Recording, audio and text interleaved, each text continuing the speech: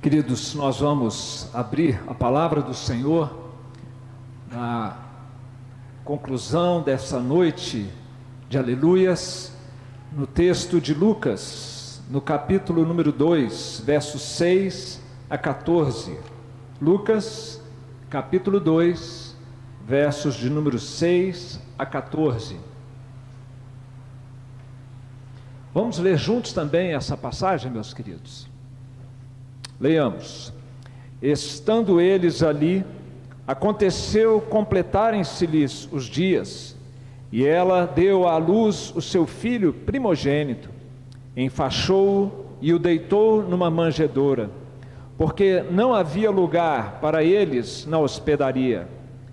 Havia naquela mesma região pastores que viviam nos campos e guardavam o seu rebanho durante as vigílias da noite, e um anjo do Senhor desceu aonde eles estavam, e a glória do Senhor brilhou ao redor deles, e ficaram tomados de grande temor. O anjo, porém, lhes disse: não temais, eis aqui vos trago boa nova de grande alegria, que o será para todo o povo. É que hoje vos nasceu na cidade de Davi o Salvador, que é Cristo o Senhor. E isto vos servirá de sinal: encontrareis uma criança envolta em faixas e deitada em manjedoura. E subitamente apareceu com um anjo uma multidão da milícia celestial, louvando a Deus e dizendo: glória a Deus nas maiores alturas, e paz na terra entre os homens a quem Ele quer bem. Amém, meus queridos. Meus irmãos, a família real britânica, neste ano de 2022, teve a triste notícia do falecimento da rainha, a rainha mãe. Mas alguns anos atrás, eles tiveram motivos de alegria. Foi dada a notícia de que a duquesa Kate e o príncipe William estavam grávidos, estavam esperando um novo herdeiro. E os tabloides britânicos noticiaram isso, as mídias sociais fizeram toda a cobertura, desta gravidez, do nascimento de um príncipe na família real britânica.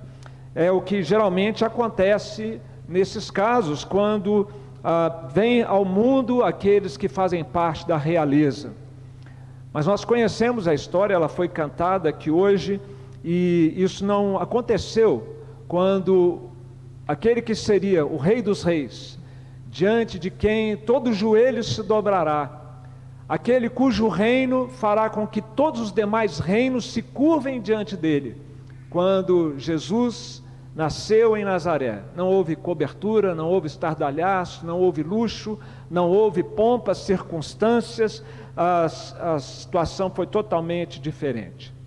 Em Nazaré, uma província da Galiléia que fica ao norte da Palestina, havia uma jovem chamada Maria, e ela foi engravidada, não por um homem, mas pelo Espírito Santo de Deus. Maria ficou sem entender o que estava acontecendo num primeiro momento, mas o anjo disse a ela: descerá sobre ti o Espírito Santo, e o poder do Altíssimo te envolverá com a sua sombra. Por isso, também, o ente santo que há de nascer será chamado Filho de Deus. Nós sabemos que José, seu noivo até então, resolveu, por orientação divina, assumir aquela criança, assumir a Maria como sua esposa, e ele já estava nesse cuidado com a sua esposa grávida, quando, passados cerca de 9 meses, um pouco menos, ele foi convocado pelo Império Romano a sair da sua cidade ao norte da Palestina e atravessar até toda a Palestina, até o sul, próximo ali de Jerusalém, na cidade de Belém, a cidade onde o rei Davi havia nascido, porque ele precisava participar de um censo. Geralmente, os censos eram feitos de 14 em 14 anos, e aqueles censos tinham a ver, no caso do povo judeu, uma forma do império saber quanto que iriam poder contar com os impostos daqueles que moravam na Palestina. Foram 145 quilômetros descendo, ou na verdade de norte a sul, na Palestina, provavelmente aí uns 5 dias, uma semana inteira de caminhada ou no lombo de um burrinho. Quando eles chegaram a Belém, já no final da gravidez de Maria, o menino nasceu. O texto bíblico diz, como lemos, estando eles ali, agora em Belém, aconteceu completarem-se os dias. Belém estava lotada, uma pequena cidade, exatamente porque muita gente estava retornando para fazer o censo. Não havia lugar na hospedaria, o que restou para eles foi achar um curral, para que pudessem se acolher ali naquela noite.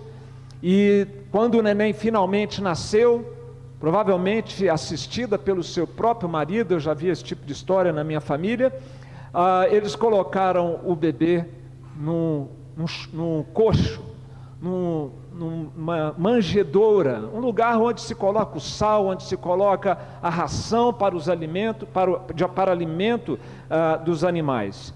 Jesus então nasce naquele curral, naquele estábulo, sem nenhum luxo, sem nenhum conforto, numa condição insalubre, inadequada, totalmente inadequada para nascer uma criança em qualquer ocasião, quanto menos para nascer o Filho eterno de Deus encarnado entre nós. Tudo isso aconteceu, meus queridos, em total anonimato, sem badalação, sem alarde. E olha que contraste, aquele imperador romano que convocou o censo era César Augusto, o primeiro grande imperador do Império Romano, que havia acabado de ser unificado, havia acabado, portanto, de ser inaugurado o Império Romano com todo o seu poderio, um império, àquela ocasião, imbatível, pois enquanto esse império está levantando, sendo erguido com todo o poder humano, um novo reino está surgindo, um novo reino está sendo inaugurado, um novo rei está nascendo, e diante deste rei e deste reino quase que invisível, até o Império Romano teria que dobrar seus joelhos, não muito tempo depois disso, meus queridos. A palavra de Deus nos diz que, vindo a plenitude do tempo, Deus enviou seu Filho, nascido de mulher, sob a lei, para resgatar os que estavam sob a lei, a fim de que recebêssemos a adoção de filhos. Presta atenção, foi na plenitude do tempo, quando Deus entendeu que era o momento certo, para redimir a humanidade, para poder adotar como filhos seus pecadores, até então rebeldes, é que Jesus foi enviado ao mundo pelo Pai. E os nossos coros aqui à frente cantaram do anúncio angelical, o anúncio que os anjos fizeram. Se os homens não se preocuparam em dar visibilidade, notoriedade para aquele nascimento, o céu não se calou, o céu não silenciou. Era noite quando Jesus nasceu, e havia ali naquela região pastores cuidando dos rebanhos de ovelhas, que eram utilizadas, isso é interessante, para os sacrifícios, lá no templo em Jerusalém. Belém era muito próxima de Jerusalém, cerca de 8 quilômetros, e aqueles animais eram sacrificados no templo. E sabe por quê? Você sabe, se você conhece a Bíblia, porque era pelos sacrifícios que diariamente eram oferecidos a Deus, é que o povo de Deus podia receber o perdão do Senhor. Não que os animais tivessem poder em si para perdoar, mas era a fé do povo de Deus, fé essa simbolizada pelo sacrifício de animais, fé essa que apontava para o Messias de Deus, o Cordeiro de Deus, que viria tirar o pecado do mundo, é que eles eram diariamente perdoados pelo Senhor através destes sacrifícios. E não foram os sacerdotes, não foram os levitas, não foram as autoridades, não foi o rei, não foi o governador, a quem primeiro foi anunciado o nascimento do Messias e do Salvador do mundo. Foi aos pastores que cuidavam das ovelhas, que eram sacrificadas para perdão de pecados. A eles foi dado o privilégio de primeiramente saber, de primeira mão, que o Cordeiro de Deus Esse sim, que tira o pecado do mundo, estava chegando, estava ali bem perto deles. Deus tem trabalhado assim ao longo da história. Deus não se importa e não se impressiona com a nossa aparência, com o nosso contra-cheque, com as nossas propriedades, com o nosso nível cultural, com os nossos títulos. A palavra de Deus nos diz que Deus escolheu os que para o mundo são pobres, para serem ricos em fé e herdeiros do reino que Ele prometeu aos que o amam. E todos aqueles que se esvaziam de si mesmos, que se esvaziam da sua vaidade, da sua vanglória, do seu orgulho, e humildemente recebem a Jesus em seus corações, a esses, o texto bíblico diz que Deus nos faz ricos em fé e herdeiros do reino de Deus. Não houve mídia social para divulgar o nascimento de Jesus, mas houve mídia celestial para dar toda a visibilidade a este novo nascimento, a este nascimento do Filho de Deus. E junto com a aparição do anjo, seguida depois de uma multidão de anjos, veio então um recado para aqueles pastores. Na verdade, uma boa nova para eles, que não ficaria restrita a eles, mas que faria diferença para todo o povo de então, para todas as gerações seguintes, e faz diferença até os nossos dias. Os anjos disseram, o anjo disse, na verdade: eu trago boa nova de grande alegria, que será para todo o povo. É que hoje vos nasceu na cidade de Davi o Salvador, que é Cristo o Senhor. Essa notícia, meus queridos, a gente às vezes se acostuma a ler essa história e não tem a dimensão do impacto do que estava sendo dito aqui. Boa nova, de grande alegria, nasceu o Salvador. Eles estavam ouvindo, meus queridos, em primeira mão, que a escuridão que havia prevalecido sobre a humanidade desde a queda por milhares de anos, finalmente estava chegando ao fim. A luz de Deus estava brilhando em nosso mundo para nos tirar das trevas morais e espirituais em que todo ser humano vive longe de Deus. Ali estava sendo dito, em outras palavras, que o caminho para a paz estava finalmente aberto por um novo e vivo caminho que Jesus abriu para que nós pudéssemos ter acesso ao Pai. Estava sendo dito ali que a cabeça de Satanás, aquele que é o artífice de toda a maldade que existe nesse mundo, estava começando a ser esmagada. Estava sendo dito ali, meus queridos, que a libertação dos nossos pecados estava finalmente chegando. Tem muita gente que ainda vive hoje prisioneira dos seus próprios pecados, da maldade do seu coração, mas o Messias já veio, o Filho de Deus já nasceu, os anjos ouviram isso. Liberdade dos nossos pecados, visão para os cegos, nós que estávamos cegos, tateando como no escuro, à procura de Deus, a luz brilhou e agora nós enxergamos o caminho, não só para nos relacionarmos com Deus, mas para sabermos como viver nesse mundo, com todos os desafios que esta vida presente nos traz. Hoje nós temos discernimento, esse discernimento nos é dado pela palavra de Deus, e foi a vinda de Jesus quem nos proporcionou tudo isso. Uma tremenda verdade estava sendo anunciada aos anjos quando eles ouviram que nasceu na cidade de Davi o Salvador, que é Cristo o Senhor. E a grande novidade, tremenda novidade, é que Deus é justo, mas porque Ele enviou o seu Filho, Ele não precisa nos punir pelos nossos pecados. Se nós colocarmos a nossa confiança em Cristo, Ele pode nos justificar, Ele pode nos perdoar dos nossos pecados, não olhando para o lado como se nada tivesse acontecido, mas transferindo toda a responsabilidade, toda a culpa dos nossos pecados para o seu próprio Filho, e foi para isso que Ele enviou Jesus ao nosso mundo. Meus queridos, um coro de anjos na sequência aparece. E nesse coro de anjos, eles cantam.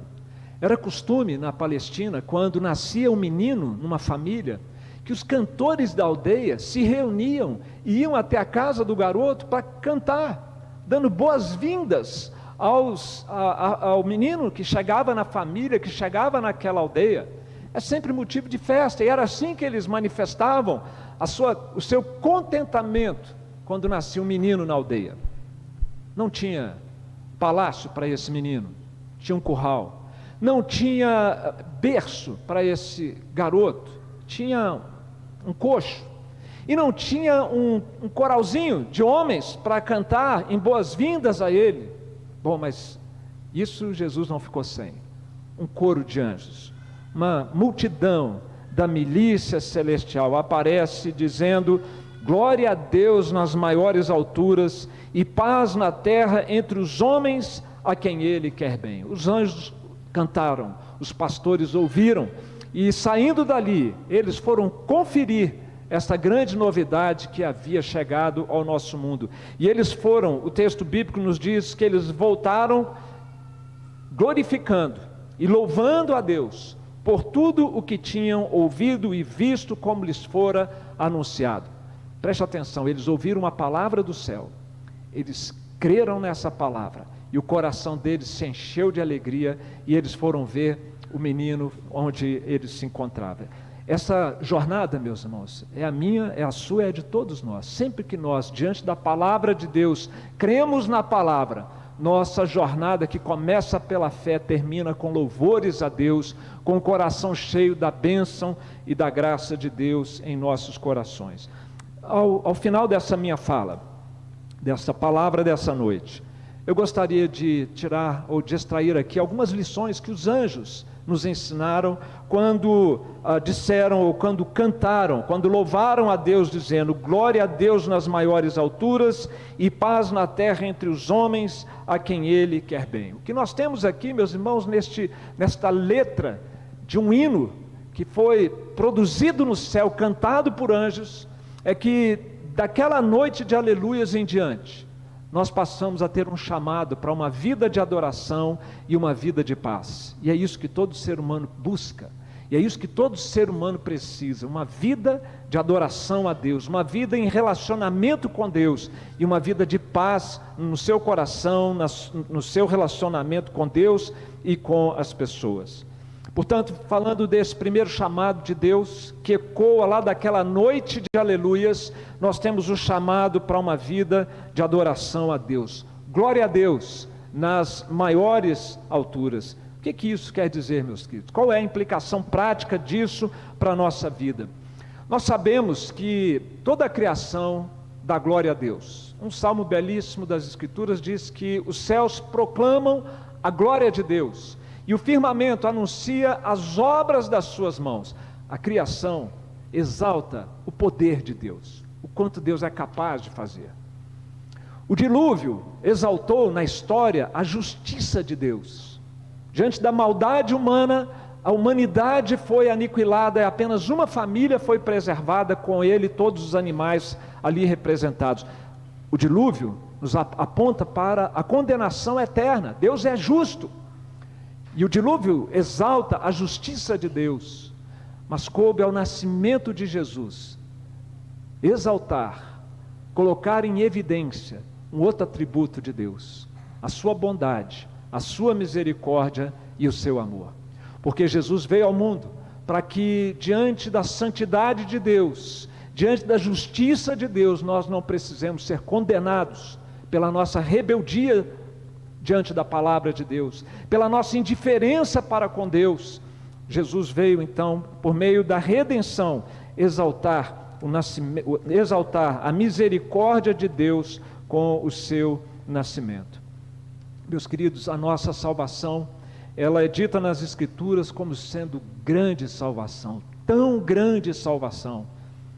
Alguns a chamam de mais do que redenção, uma super redenção.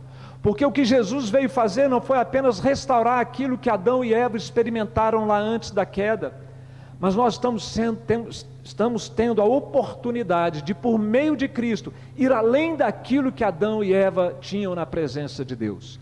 Super redenção. Deus faz de nós novas criaturas, Deus nos dá vida eterna por meio de Jesus Cristo. Isso é maravilhoso, isso é extraordinário. E ao fazer isso, Deus nos coloca de novo num relacionamento com Ele. Deus nos chama para adorá-lo. Nós estamos nessa noite de Natal, uma noite de festa e de comemoração. Qual será o espírito que nós levaremos daqui para as nossas casas nessa noite de Natal? Qual é o espírito, qual é o sentimento, a atitude que está aí no coração de cada um de nós, em meio aos louvores, em meio a tudo que estamos vendo e ouvindo aqui nessa noite?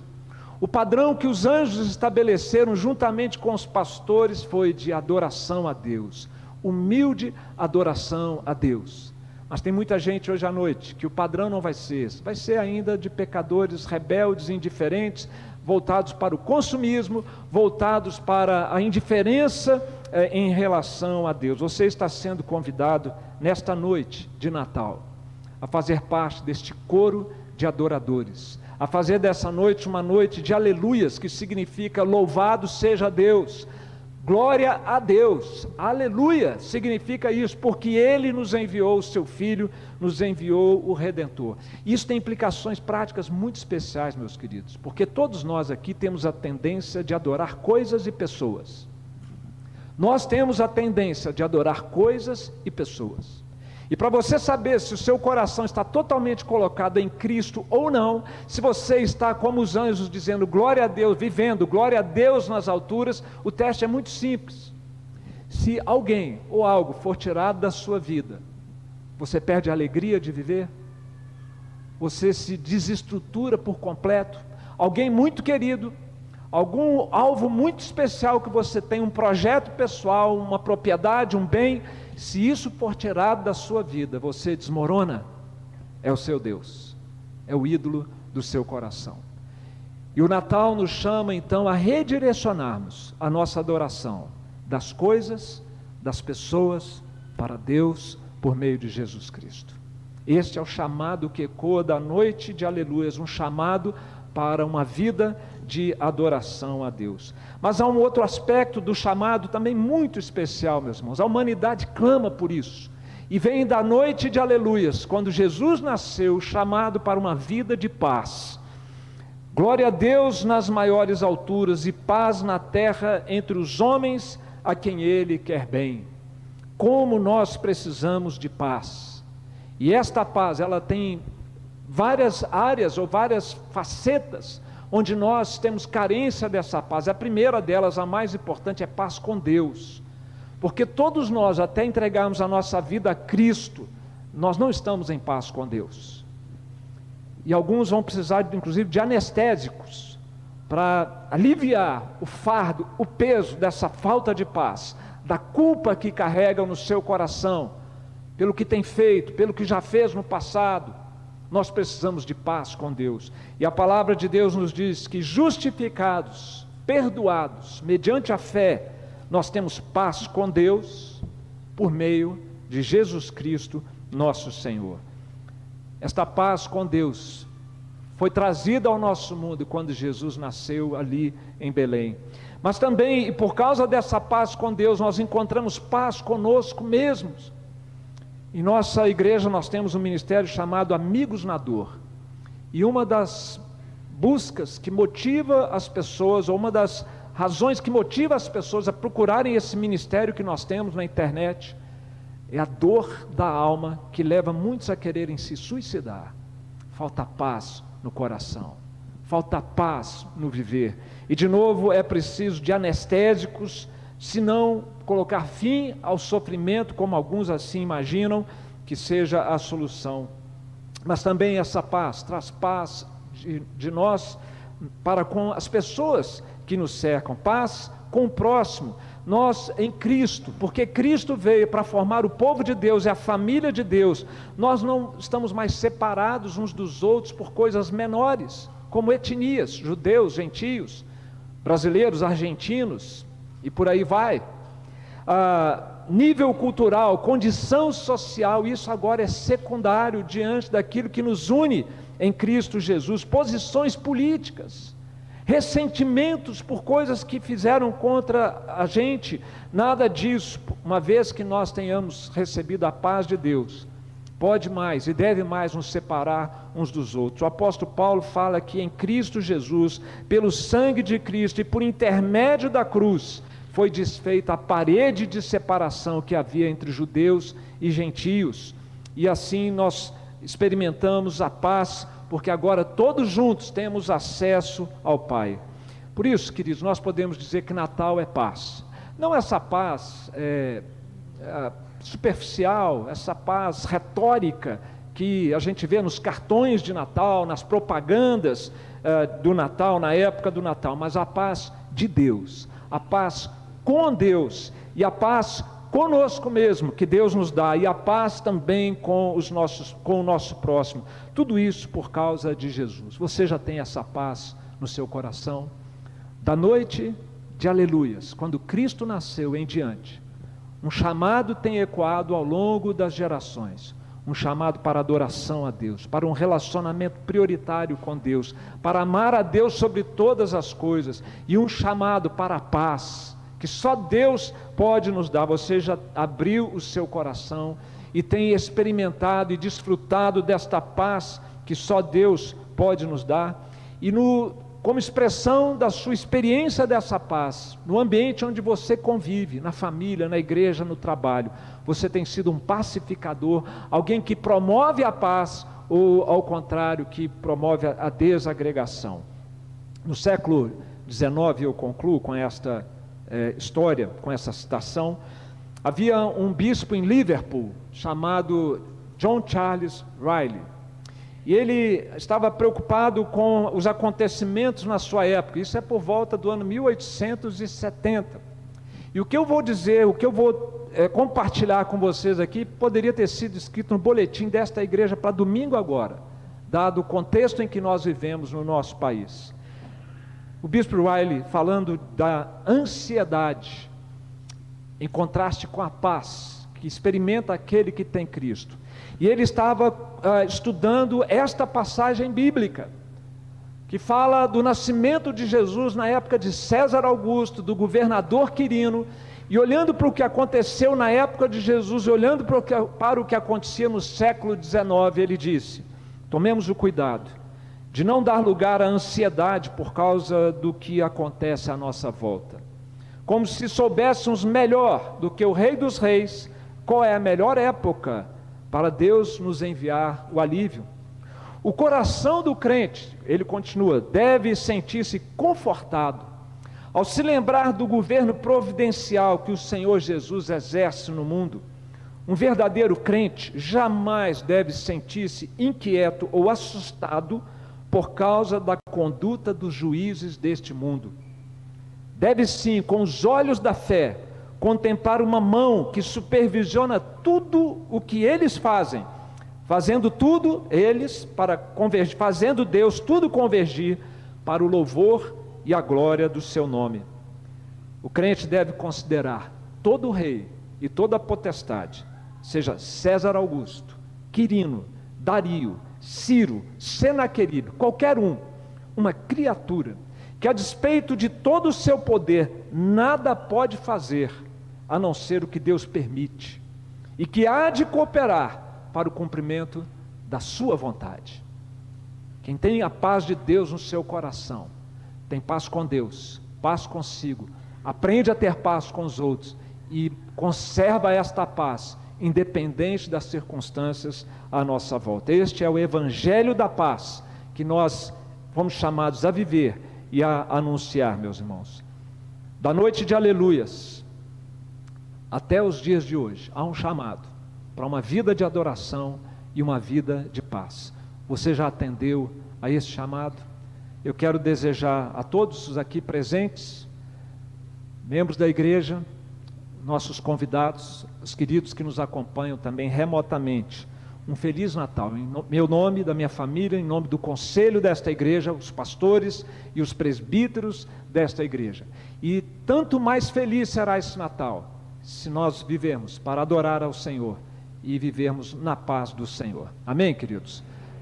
Convido o pastor Diego para nos ajudar aqui no encerramento do nosso culto.